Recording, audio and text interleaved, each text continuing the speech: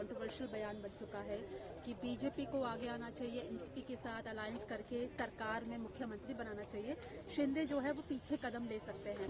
ये बयान को कैसे देख रहे हैं? महाराष्ट्र में भी इसकी जो सरगर्मी है वो अब आगे बढ़ रही है। मुझे लगता है कि महाराष्ट्र में महायुति को बहुत बड़ी सफलता मिली है और उसमें एकनाथ शिंदे, देवेंद्र फडणवीस और अजित पवार जी का योगदान तो ही है, लेकिन माननीय नरेंद्र मोदी साहब ने, अमित शाह साहब ने, जेपी नड्डा साहब ने बहुत सारी सभाएं ली और इसीलिए मतलब विकास के मुद्दे पर हम ये चुनाव लड़े थे, इसीलिए हमको बड़ी सफलता मिली है।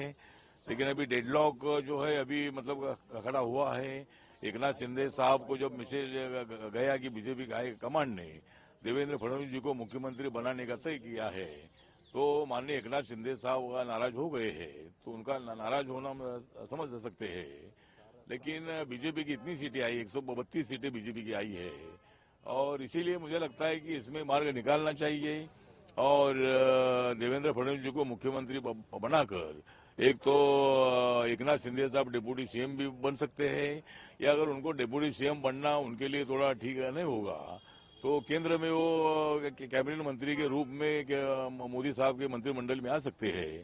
तो ऐसा कोई मार्ग इसमें से निकलना चाहिए, या फिर मेरा मत ऐसा है कि इसमें एकनाथ शिंदे साहब को कोई बीजेपी ने ऐसा शब्द नहीं दिया था कि भाई आपको आगे भी आपको मुख्यमंत्री बनाएंगे। इसीलिए मुझे लगता है कि इसमें मार्ग निकालने के लिए तीनों नेताओं ने एक साथ बैठना चाहिए और माननीय नरेंद्र मोदी साहब, अमित शाह साहब इसमें थोड़ा इंटरफेयर करके इसमें से मार्ग निकालने की आवश्यकता है।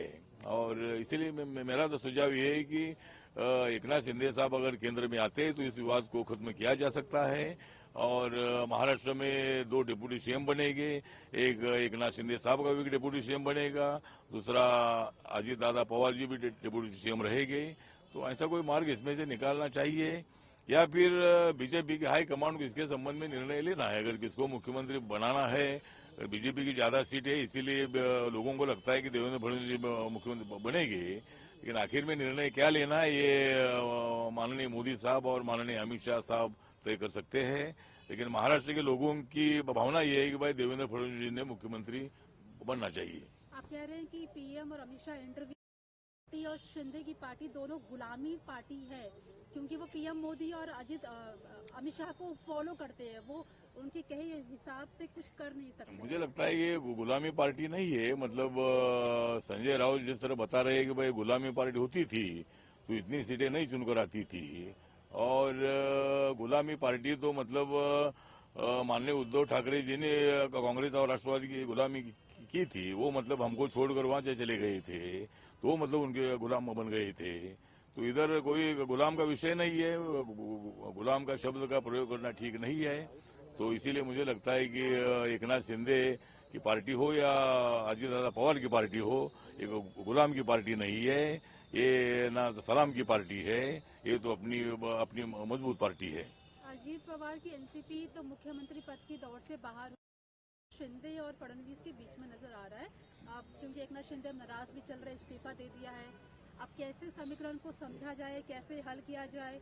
क्योंकि ये भी कहा जा रहा है कि शायद अमित शाह ने पहले कुछ प्रॉमिसेस भी किए हैं एकनाथ शिंदे को, क्या ऐसी कोई बातचीत सामने आ रही है? मुझे लगता है कि एनसीपी के अजित दादा पवार जी ने तो खुलकर देवेंद्र फडणवीस जी के नाम को सपोर्ट किया है, और अजित दादा पवार जी ने बोला है कि मैं सीएम पद के रेस में नहीं हूँ, क्योंकि उनको मालूम है कि बीजेपी की इतनी सीटें 132 सीट चुनकर आई है।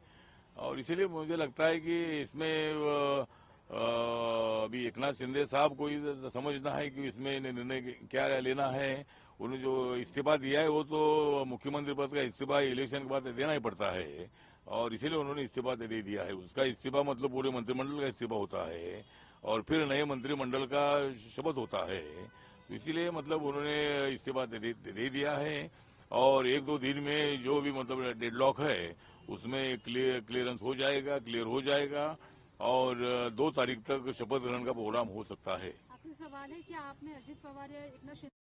नहीं, मैंने तो ऐसा डिस्कशन नहीं किया। अभी मैं मुंबई जाऊंगा तो मैं डिस्कशन करूंगा, लेकिन फिलहाल मैंने ऐसा डिस्कशन नहीं किया है।